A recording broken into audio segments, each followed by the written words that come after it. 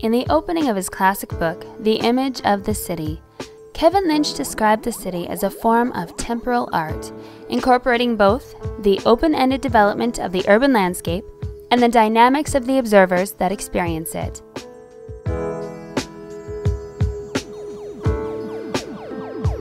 As we experience the objects that make a city, which include stationary objects such as buildings and parks, and mobile objects such as cars and people, we are experiencing incomplete and interrupted sequences.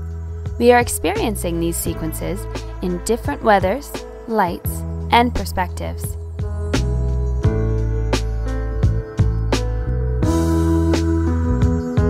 A city's temporal art, however, does not contradict the existence of a public image, of an area of agreement that is shared by the people experiencing the same physical reality, even when people experience the city through different temporal sequences and perspectives.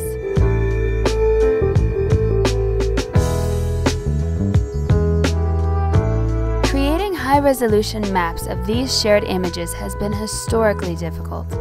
Lynch's original work was built on less than 100 interviews, 30 for the city of Boston and 15 for Los Angeles and Jersey City.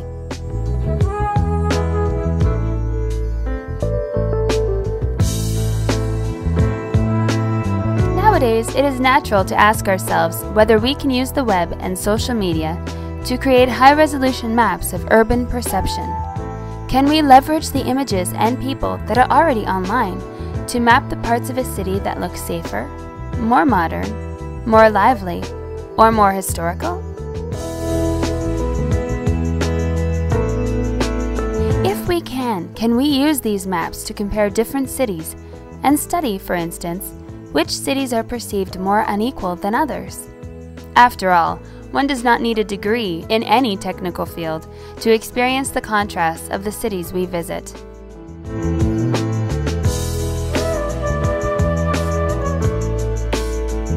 Place Pulse is a project from the Macro Connections group at the MIT Media Lab, which is helping create high-resolution maps of urban perception. Place Pulse is based on a simple data collection process in which pairs of images are presented in a website together with a question, such as, which place looks safer? Or, which place looks more historical? Visitors are asked to click on an image in response to these questions, helping identify the images and places that are associated with each evaluative response.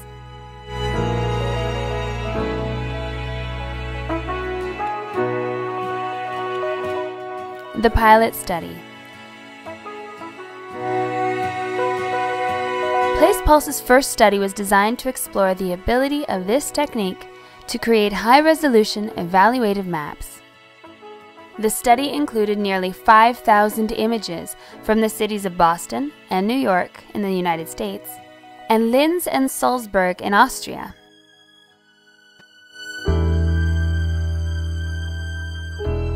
The pilot study explored 3 evaluative questions: which place looks safer, which place looks more unique, and which place looks more upper class.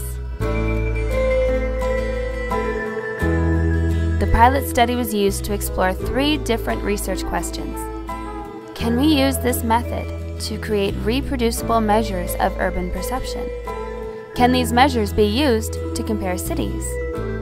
And are there non-trivial spatial correlations between the evaluative maps created and other measures of social and economic outcomes?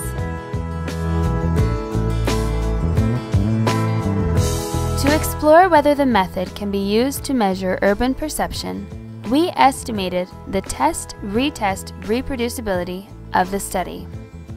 This was done by estimating a score for each image and question based on the number of times an image was selected and the set of images it was paired up with.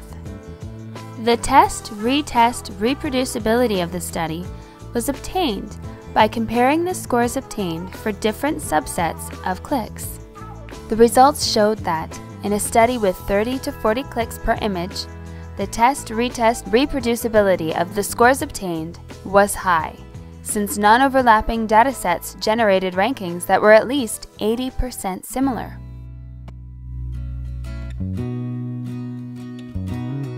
We then looked at the scores obtained by the 4 different cities, finding that the averages of each city were similar, but the variances for New York and Boston were significantly higher than the ones observed for Linz and Salzburg.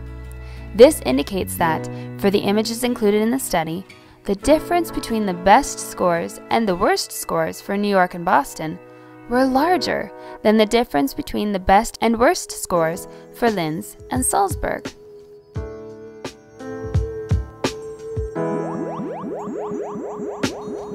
Finally, we compared our evaluative maps with data on the location of homicides.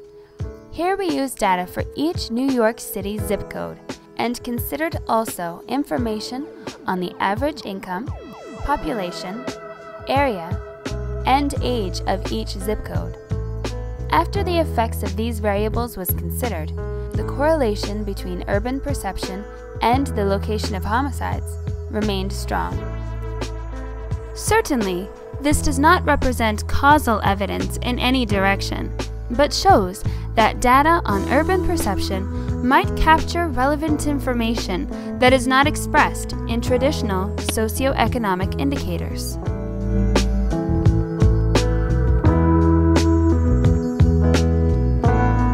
Next steps. Going forward, PlacePulse is looking to create evaluative maps for more than 10 dimensions and nearly 60 cities and 20 countries. This will allow the PlacePulse team to estimate which are the cities and neighborhoods that look safer, cleaner, livelier, more beautiful, more depressing, or more historical.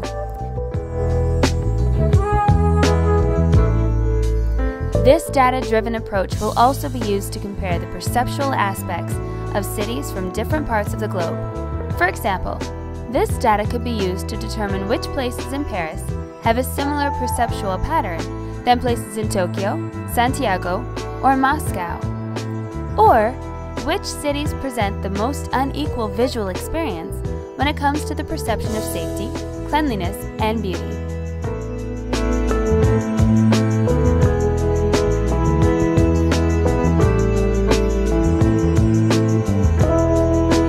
As the world continues to urbanize, our need to understand our urban environment is becoming increasingly more important.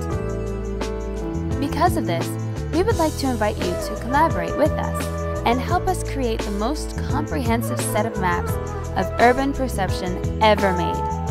The new study is up and running, and your contribution will help us incorporate your perspective into these maps.